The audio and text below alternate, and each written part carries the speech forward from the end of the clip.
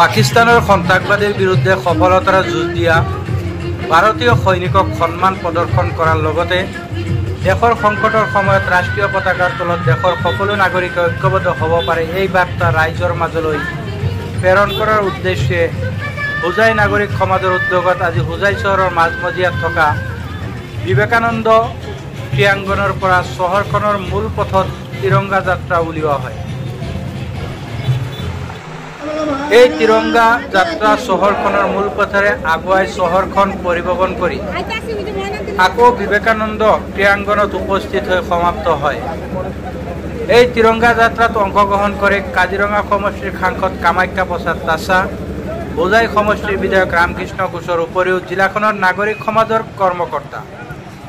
উক্ত তিৰংগা যাত্ৰাৰ বিষয়ে কাজিৰঙা সমষ্টিৰ সাংসদ কামাখ্যা প্ৰসাদ তাছাৰ উল্লেখ কৰি কয় যে ভাৰতীয় সেনাই পাকিস্তানৰ সন্ত্ৰাসবাদীৰ বিৰুদ্ধে যুদ্ধ কৰি সফল হোৱাৰ আনন্দত এই তিৰংগা যাত্ৰা উলিওৱা হৈছে।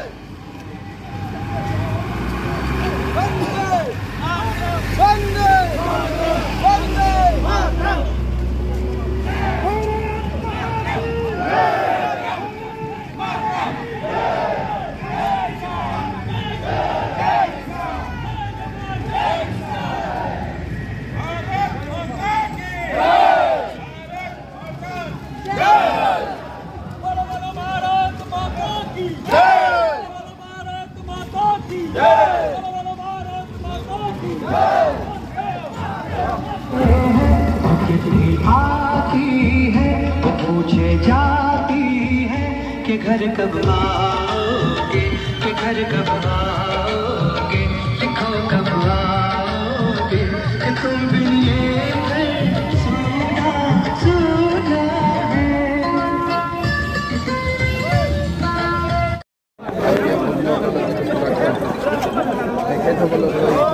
সাধারণ রাইজে যে ওলাই আহে এতিয়াও দেখা পোৱা নাযায়। এইটো ভাৰত ৰাষ্ট্ৰৰ কাৰণে এটা গৌৰৱময় এইকাৰণে কাৰণ পাকিস্তানে বহুত দিনৰ পৰা আমাক শিকাই আছিল যে তেখেতসকলে পৰমাণু বোমা আছে আমাক লগাই দিব, কিন্তু এবাৰ বোমা হৈ গ'ল, তেখেতসকলে পৰমাণু আৰু তেখেতসকলৰ ভিতৰত গৈ টেৰৰিষ্ট কেম্প যিমান আছে একদম মূল ভূখণ্ড পাকিস্তানৰ ভিতৰত উলিয়াই আহিছে। তেখেতসকলৰ 11টা এয়াৰবেছ ওলাইছে। সেইটো লৈ আমি গৌৰৱ কৰিব লাগে। কাৰণ তেখেতসকলে যদি আছে আমি আছোঁ, আৰু আমি যদি আছোঁ ভাৰত আছে। সেইকাৰণে ভাৰত মাতাকে